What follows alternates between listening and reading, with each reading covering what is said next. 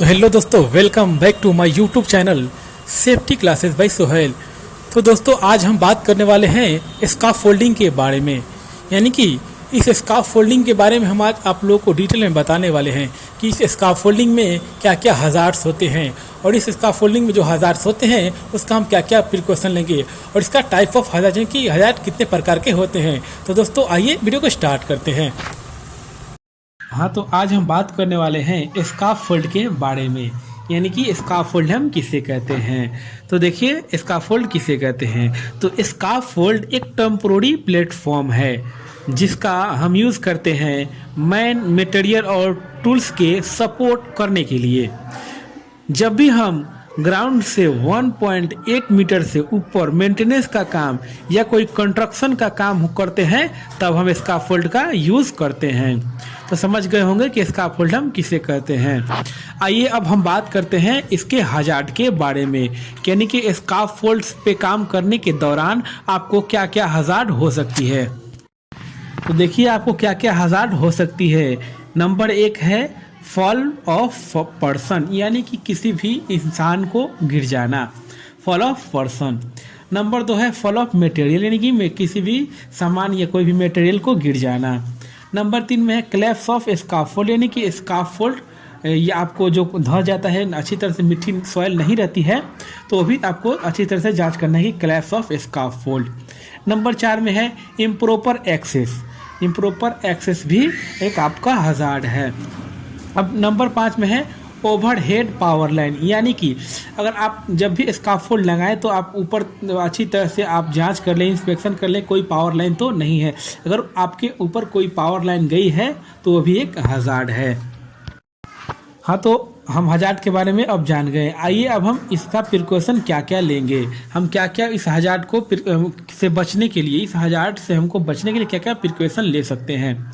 तो नंबर 1 में है proper personal fall arrester system, यानी कि FBH, यानी कि full body harness, life line, anchoring point, ये सब सही होना चाहिए।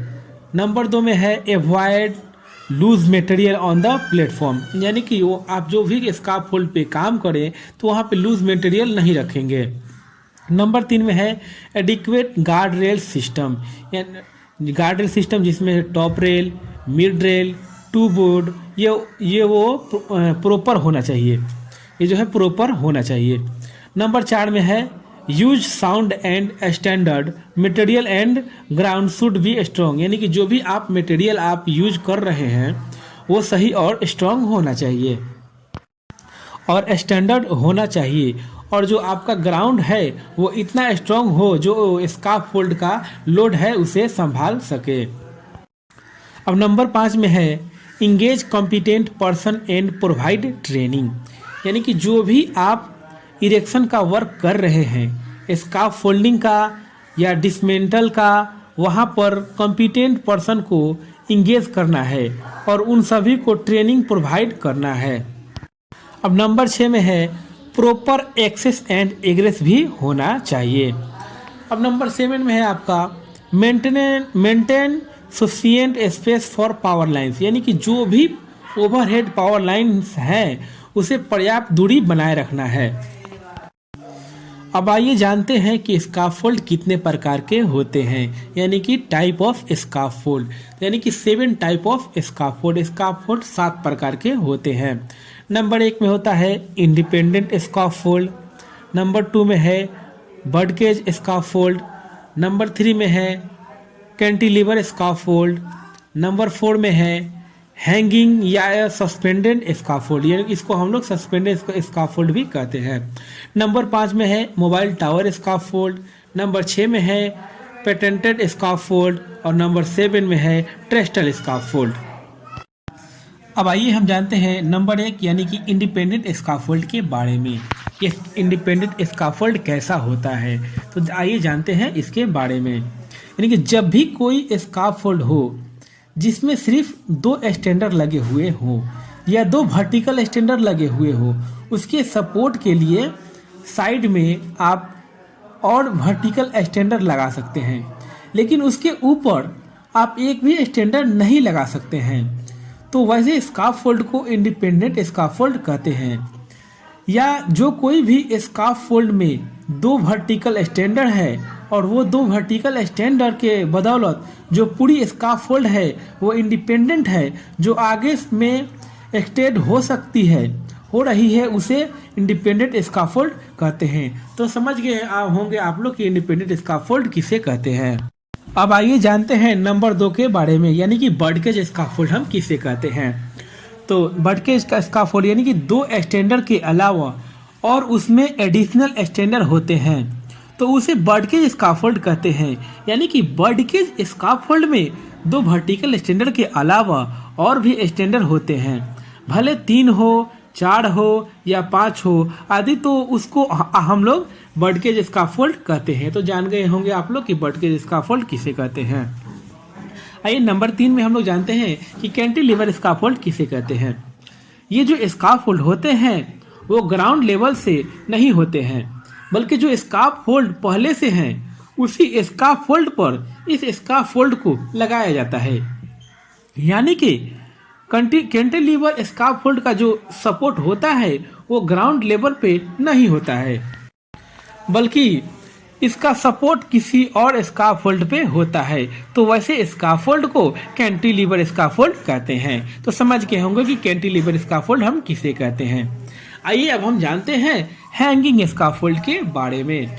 यानी कि हैंगिंग स्काफोल्ड यानी कि लटका हुआ, हैंगिंग का मतलब यह लटका हुआ, तो लटका हुआ स्काफोल्ड जिसको नीचे से कोई सपोर्ट नहीं है, उसका जो टोटल सपोर्ट है वो डायरेक्ट ऊपर से है, तो ऐसे स्काफोल्ड को हैंगिंग स्काफोल्ड कहते हैं।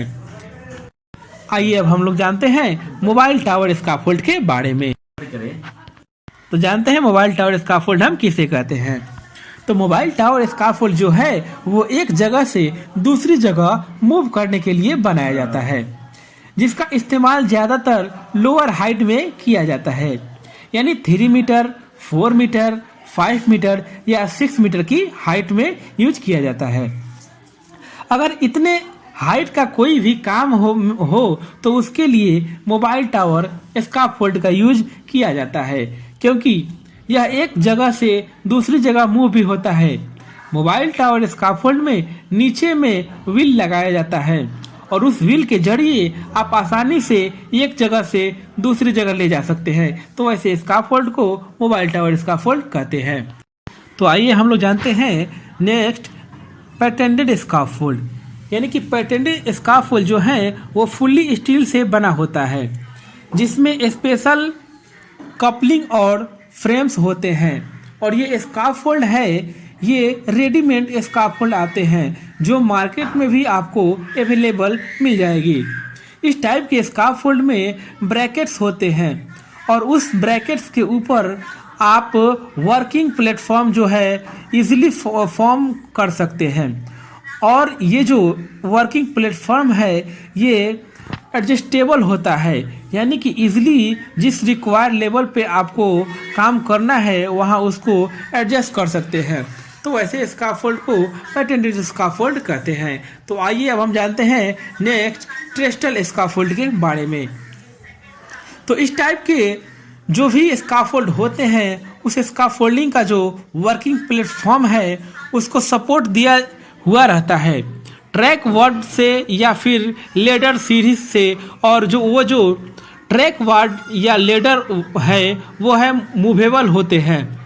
तो इस टाइप के स्काफोल्ड पर ज़्यादातर काम रूम के अंदर किया जाता है।